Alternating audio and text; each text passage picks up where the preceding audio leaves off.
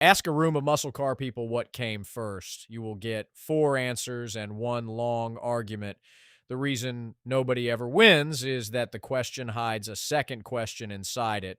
Hardly anybody says which test they are using before they start arguing. The recipe test asks which car first put a big modern V8 into a body lighter than the one it was built for.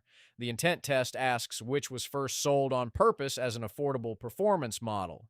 Welcome back to Big Block Radio. Pick your test first, and the argument gets a lot shorter. 1949.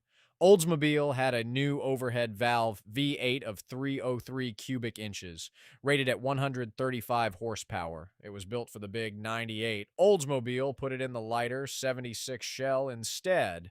Big engine, small car, deliberately. That is the recipe, written down in 1949. The 88 won 6 of the 9 races in its division that season, then 10 of 19 the next year. For 2 seasons, it was the quickest thing an ordinary American could buy. Straight off a showroom floor, the objection is fair. 135 horsepower reads like nothing today, but read it against its own decade.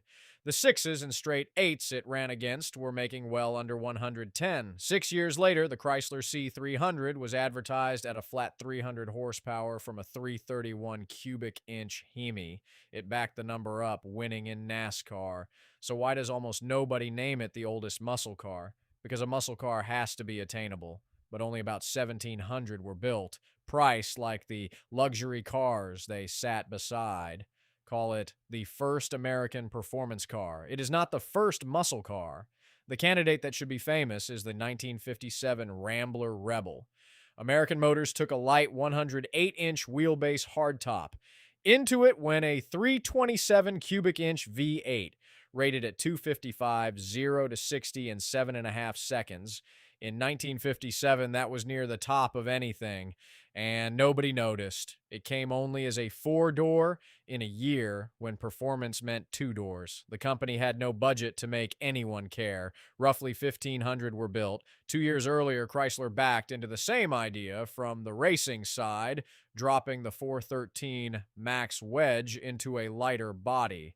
It was rated as high as 420 horsepower, but Plymouth sold fewer than 200, which brings us to the car that gets the credit.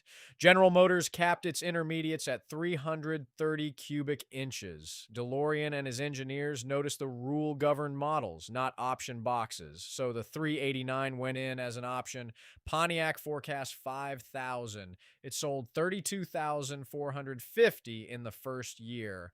That gap is why 1964 is the date everyone remembers, not the engineering underneath it. The Rocket 88 is the oldest. The GTO is the first. 2 separate titles. See you next time.